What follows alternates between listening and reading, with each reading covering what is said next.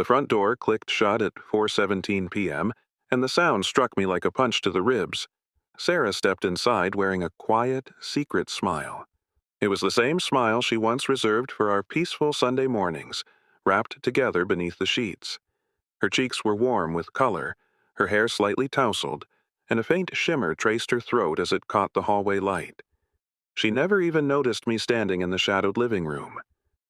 She slipped off her heels, let out a soft, satisfied sigh, and strolled toward the kitchen as though she had simply come home from an ordinary lunch with friends. Help me reach 5,000 subscribers so I can keep sharing the stories no one else has the courage to tell with complete honesty. Hit subscribe, tap the bell, and stay with me. For 6 weeks, I had watched the woman I loved slowly transform into someone I could barely recognize. It all started with her. The scent wasn't the perfume I'd bought her.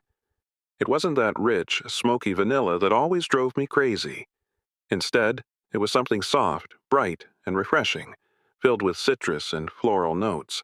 It smelled youthful and new, the kind of fragrance someone wears when they're hoping to make a lasting impression.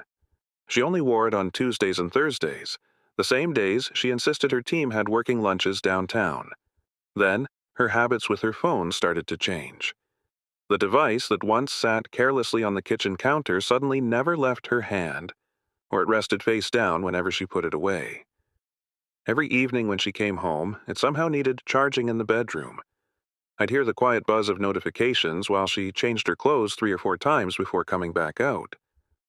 I kept convincing myself I was overthinking everything. After 10 years of marriage, your mind can play cruel tricks on you.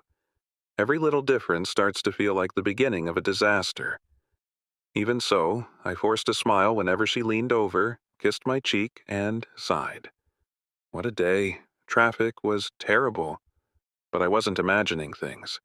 3 days earlier, I'd found a receipt tucked inside her coat pocket. Drinks at a boutique hotel bar on 5th and Mercer. 2 glasses of Prosecco and an espresso martini, charged at 2:43 p.m., right in the middle of the lunch she claimed she was having with Megan from accounting. Megan, who had posted an Instagram story at 2:15 p.m., relaxing on her couch with a face mask and her golden retriever. So today, I waited. I sat alone in the dark. No television, no music, only the steady hum of the refrigerator filled the silence. I'd taken the afternoon off work and told my boss I had a migraine. In a way, I really did. She walked in quietly, humming to herself, opened the refrigerator and reached for the leftover lasagna. The fresh scent of her new perfume drifted through the room, mixed with something warmer, the smell of wine and another man's cologne lingering on her blouse. "Hey," she said brightly when she finally noticed me. "You're home early." I didn't respond. I simply watched her. I noticed the faint reddish mark hidden beneath her hair. I noticed how her lips looked fuller, almost bruised. "Have fun at lunch?" I asked, keeping my voice calm. Too calm. She paused for a moment. "Yeah, Megan's thinking about quitting. I needed to vent. Megan's on her couch right now," I said. "Just post it. Cute dog." The entire room seemed to shift. Her fingers tightened around the dish she was holding. We met later that evening. Her meeting had run long. I stood there, looking at her. "Take off your blouse." Her eyes widened. "What? Why?" "You heard me."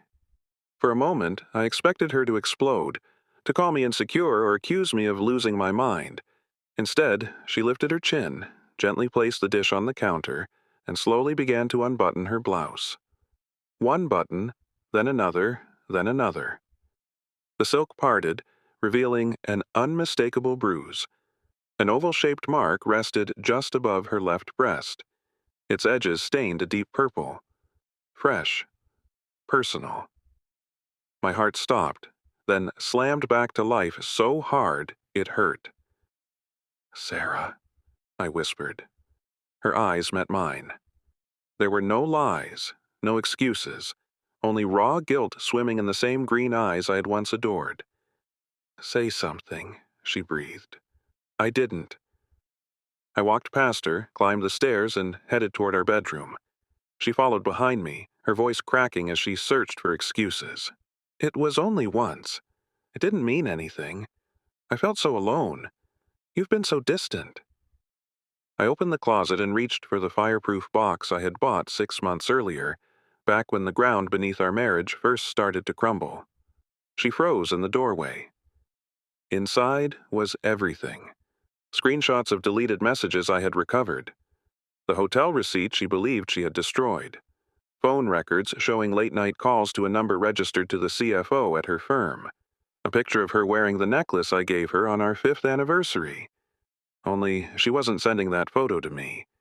The bare skin she had draped it across was never meant for my eyes. And resting on top of it all were the divorce papers, prepared the week before, signed by me, and dated today. I handed them to her. Her legs gave way. She collapsed onto the carpet, the papers trembling in her hands. "I'm not yelling," I said. Softly, I said, "I'm not kicking you out right now. You're going to sit there and read every single line. Then you're going to pack one bag. You can stay at the Marriott downtown. You know, the one with the Prosecco you always like. Until the mediator gets in touch. After that, we'll see." Tears streamed down her face, leaving dark, smudged trails. "Please, please, we can fix this." "No," I said, and the word felt sharp, almost metallic, as it left my mouth. "We can't. You ended us the moment you decided my love wasn't enough." I walked downstairs, opened the front door, and stepped into the cold November air.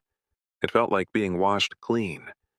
Inside the house, she finally broke, loud, trembling sobs echoing through the walls we had painted together. I never turned back.